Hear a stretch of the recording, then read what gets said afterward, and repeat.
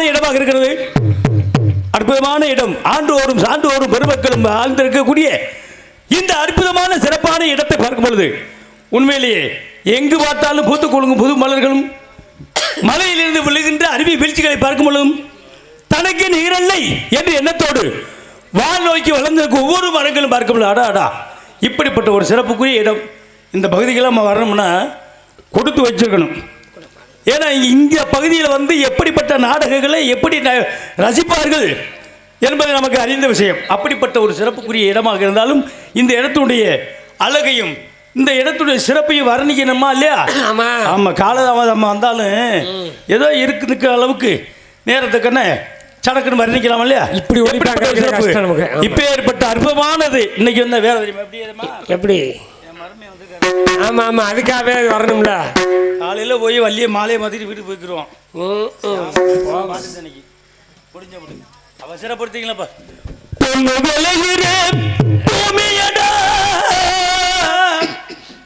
விவசாயத்தின் பொறுப்பாக வலிக்க செய்வோமடா. உண்மையா உழைக்கிற நமக்கு எல்லா நன்மைகளும் நாடி வந்து கூடுதடா.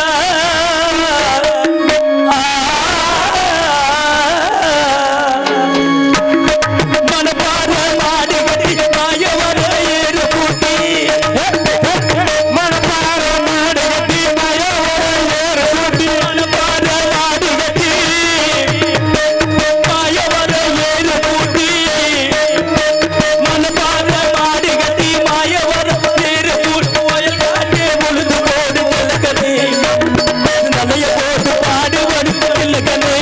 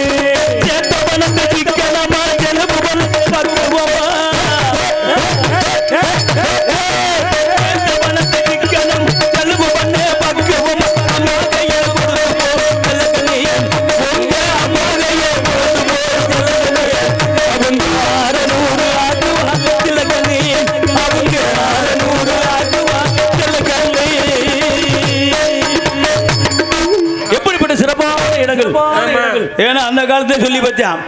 ஏன்னா விவசாயத்துக்கு மிஞ்சிய ஒரு தொழில் எந்த ஒரு கிடையாது. ஏன்னா விவசாயம் என்பது எப்படி தெரியுமா? விவசாயிகள்லாம் ஒரு முதுகெலும்பு. விவசாயிகள்லாம் எப்படிப்பட்ட ஒரு சிறப்புக்குரிய இடம். இப்போ தான் முதுகெலும்பு ஒடிச்சு விட்டாங்களே. எது முதுகெலும்பு தான் ஒடிஞ்சு? ஆமாம், முதுகெலும்பு பூரா ஒடிஞ்சு வச்சு. ஏன் தெரியுமா? பூராமே இப்போ பூரா வந்து அதைத்தான் சொல்லல. அந்த காலத்தில் இருந்த மனிதர்கள் வேற இப்போ இருக்க முடியாது. ஏன்னா அக்காலத்தில் இருந்த மனிதர்கள் வயலில் போய் ஏறு பூட்டி விழுவாங்க. ஏரை பிடிச்சி உழுது அதை வரப்பு வெட்டி நட்டு கருதரத்தை கொண்டாந்து வீட்டில் சேர்க்கும் போது இந்த நெற்றி வேர்வை நிலத்தில் சிந்துன்னு சொல்கிறாங்க. அத்தனையும் அங்கே இருக்கும். இன்னைக்கு அப்படியா இருக்குது? எல்லாம் டிராக்டரு இயந்திரம், அதாவது மிஷின்கள் என்று சொல்வது கண்டுபிடிச்சி விட்டாங்க. இப்போ எல்லாம் கருது காலையில் போய் பார்த்தா வயலில் கருது கிடக்கு, சாயந்தரம் விற்று பணமாக வந்துடுது. அன்னைக்கு ஒரு ஏக்கரை கருது எடுத்து கொண்டு வரணும்னா எத்தனை பேர் தேவைப்படுது? மதுரை ஜில்லா ஆளை வச்சு அறுத்து போடணும், கலத்து போட்ட மாதிரி எவ்வளவு சிரமம். ஆனால் அதைத்தான் சொல்கிறேன், அன்னைக்கு வந்து உழைச்சா மனிதர்கள் யாருக்குமே எந்த ஒரு நோய் நொடி கிடையாது. ஆனால் இந்த உழைப்பு பூரா அன்னைக்கு இல்லை.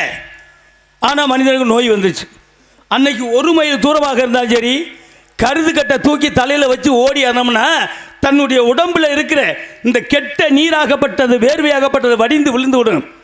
அப்போ எந்த ஒரு நோயும் கிடையாது. இன்றைக்கி அதே மாதிரி பாருங்களே, என்னத்தை தான் லேசாக தலை சுற்றுனா ப்ரெஷர்ன்றேன், சுகருன்றேன், என்னென்னத்தையும் கண்டுபிடிச்சேன். நல்லா பாருங்களேன், அந்த காலத்தில் உள்ள பெண்கள் நிற கர்ப்பிணியாக இருந்த தாய்மார்கள் 10 ஏறு மாட்டுக்கு சோறை கொண்டுக்கிட்டு அப்படி தரையில் வழியில் வயக்காடு வரும் நடந்து போவாங்க. வரப்பில் போய் அவங்களுக்கு சாப்பாடு கொடுத்துட்டு வருவாங்க. வந்தவுடனே வகுறு வலிக்குதுன்னு சொல்லுவாங்க. ஆனால் வகுறு வலிக்குதுன்னு சொல்லுவாங்க குழந்தை பிறந்து. இன்னைக்கு எதுவுமே இல்லை. ஏன்னா அன்னைக்கு வீட்டில் நல்ல கெட்டது இப்படி திருவிழா காலமுக்கு நடந்தால் அந்த திருவிழாவுக்கு தேவையான நம்ம இட்லி தோசைன்னு மாவு ஆட்டுவாங்க வீட்டில் போட்டு. இன்றைக்கி கிரைண்டர் ஆட்டு உட்காந்துருக்காங்க. ஆக மனிதனை வந்து சோம்பேறித்தனம் ஆக்கிவிட்டாங்க. அதனால தான் இன்றைக்கி மனிதனுக்கு பூராமே எல்லா வகையிலும் கெட்ட எண்ணங்கள், கெட்ட நீர்கள், கெட்ட வியாதிகளாக வந்து கொண்டு இருக்குது. அதுவும் போக அன்னைக்கு என்ன சொன்னேன் பார்த்தீங்களா, சேத்தவனத்தை சிக்கனமாக செலவு பண்ண பக்குவமா அம்மா கையில் கொடுத்து போட்டு அவங்க 600 ஆக்குவாங்க. அப்படின்னா இன்னைக்கு யாராவது உழைக்கிற பணத்தை அம்மாட்ட கொண்டு கொடுக்குறோமா? ஏன் ஆண்டவர், இன்னைக்கு உழைக்கிற பணத்தை யாராவது அம்மா கிட்ட கொண்டு கொடுக்குறோமா? சாராக்கல்ல தான் கொடுக்குறோம். 12 மணி ஆயிடுச்சுன்னா போதுமையா போயிடுறாங்க. எங்கே? டாஸ்மார்க்கு. அப்படிப்பட்ட சிறப்புக்குரிய இந்த நாடு, இந்த நாட்டில் அப்படி ஆகி போச்சு. என்ன போதையை போட்டு போட்டு மனிதன் பூரா தள்ளாடி தள்ளாடி இன்னைக்கு நாடே தள்ளாடி போச்சு. ஆகையினால இது எப்படிப்பட்ட இடம் அப்படிங்கிறத வர்ணிக்கலாமா? வர்ணிச்சாச்சு. இருந்தாலும் நாரதர் கூறினார் அல்லவா, இதுதான் முல்லை, நெய்தல், பாலை, குறிஞ்சி என்று சொல்லக்கூடிய 5 வகை நிலங்கள். மருதம், நெய்தல், பாலை என்று சொல்லுவாங்கள்ல, அந்த மாதிரி இந்த குறிஞ்சி நிலத்தை காவல் செய்து கொண்டிருக்கிறாள் அப்படின்னு நாரதர் நம்ம கூப்பிட்டான்ல. எங்கே இருக்கிறாள், எப்படி இருக்கிறாள் சற்று கவனிக்கலாமா? நல்லா பார்க்கலாம். சத்தத்தை கேட்டுக்கிறோம் கொஞ்சம். என்ன ஒரு சத்தம் காணுமே? வர வேண்டியது வரலையே. வாங்க. ஆலோலம் சோ, எப்படிப்பட்ட சிறப்பான சோயா. ஆலோலம் சோ, இட்டடி நோப எடுத்தடி கொப்பளிக்க வட்டில் சுமந்து மருங்கையாசே கொட்டி கிளங்கோ கிழங்கன கூவுகின்றாள். வளங்கோசி வையமன் என்று கவிச்ச கருபர்த்தி கம்பன் கலைவாணியின் குரலை புகழ்ந்தான் அல்வா. அப்படிப்பட்ட கலைவாணியான இவள் எப்படி ஒரு சிறப்பான சோயா. கட்டி தழுகும் வெட்டி எடுத்து காதல் சார்பிலிருந்து தட்டி தட்டி சிற்பிகள் செய்த உருவமனா அவள் தலதளவில் ததும்பி நிற்கும் பருவமனா.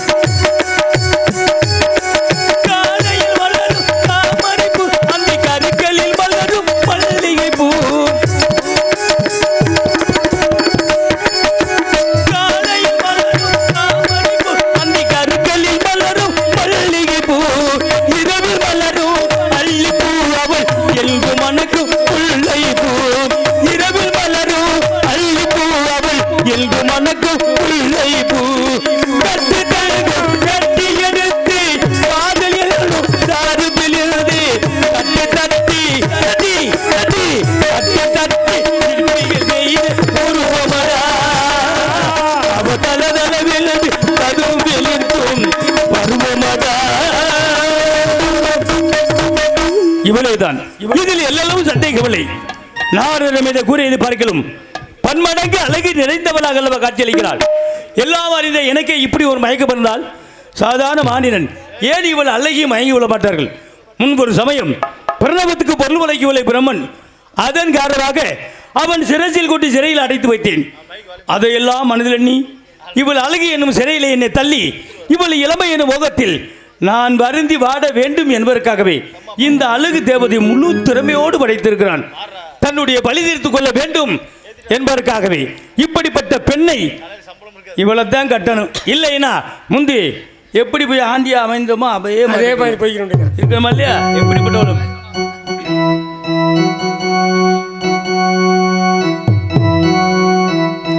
சொல்லு பூத்து சிறுநறிஞ்சி காட்டினிலே நில்லெழுது கூறி கூறி நிறுத்தி வழி போனா நின்றது போல் நின்றால் நெடுந்தூரம் பறந்தால் நிற்குமோ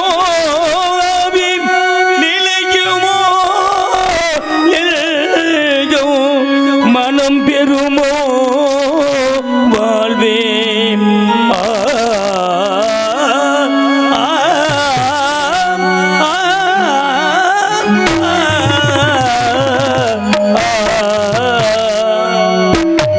அவள் செந்தமிழ் தேன் மொழியால் நிலாவென சிரிக்கும் மலர்கொடியால் நிலாவென சிரிக்கும் மலர்கொடியால் இதழில் மலரந்த பருவா வருகிற தலை குனிவாள் அவள் செந்தமிழ் தேன் மொழியால் நிலாவென சிரிக்கும் மலர்கொடியால் நிலாவென சிரிக்கும் மலர்கொடியால் பைந்தமிழ் இதழால் மலரந்த பருவா வருகிற தலை குனிவாள்.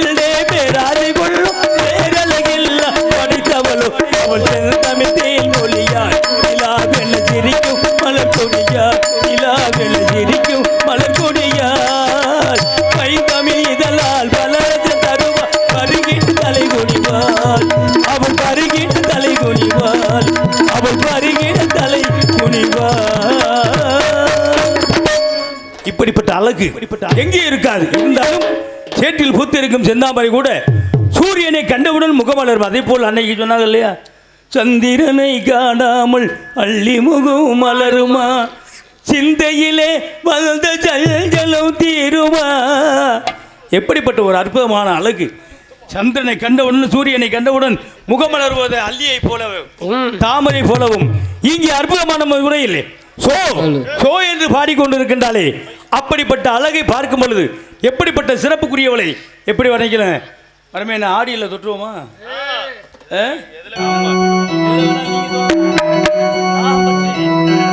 அப்படி இருக்கணும். தொட்டாரு அண்ணே ஆண்டவரு குட்டையில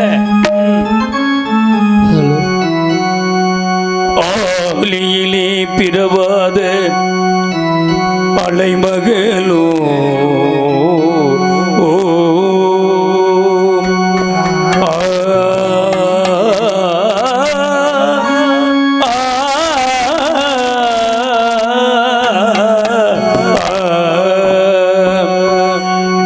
ஏலிசை பயிலாத கலைமகளோ மூலிலடும் புரியாதே மலை மகளோ உலகத்தாய் பெற்றெடுத்த தலைமகளோ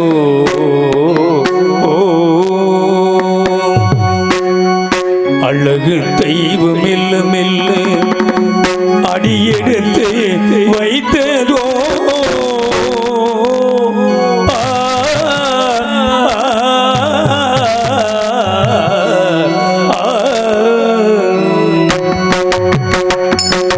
அழகு தெய்வம் மெல்ல மெல்ல அடியெடுத்து வைத்ததோ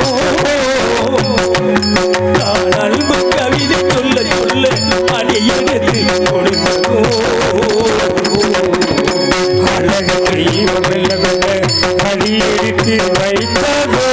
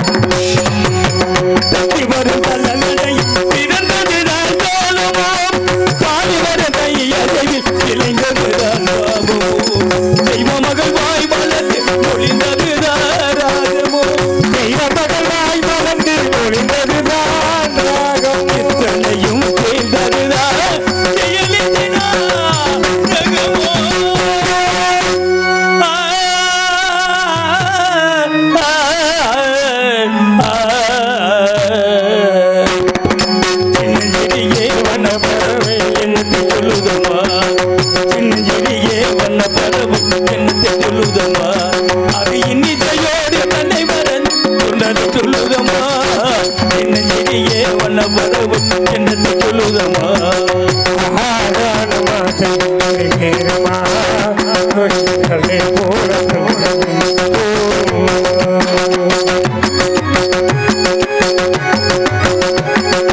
உலகம் புரியவில்லை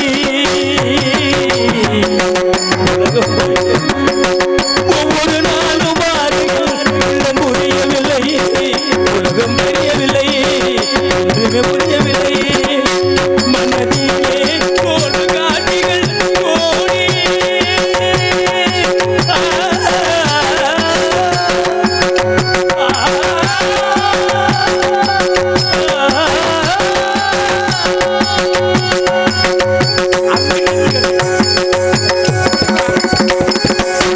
மனதிலே காட்சிகள் கோடி அந்த கவனியிலே பாடுதே ஊஞ்சலாடி கவனியிலே பாடுதே ஊஞ்சலாடி நெஞ்சிலே பறவை என்னத்தை சொல்லுவதையா இன்னிசையோடு தன்னை மறந்து உனக்கு சொல்லுதுமா நெஞ்சிலே வந்த பறவை என்னத்தை சொல்லுதுமா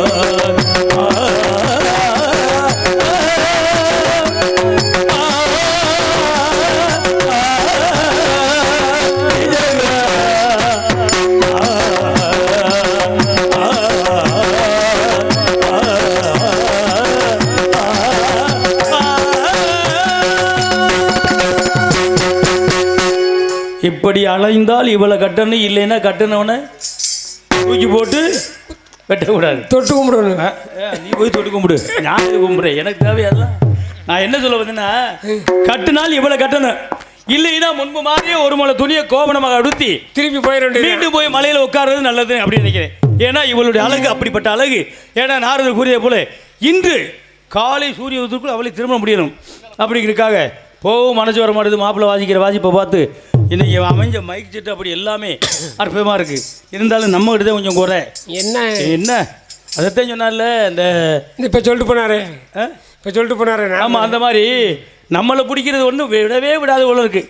இந்த சனியை அதாவது கிரகம் முடிச்சோன்னு சனியை பிடிக்கும். இந்த நாடக கலைஞர்கள் பூராமே சளி பிடிக்கும். அதனால தான் பெரிய சிரமமாக இருக்குது. ஆகையினால இருந்தாலும் இப்படி தெரியுமா என் 2 வயது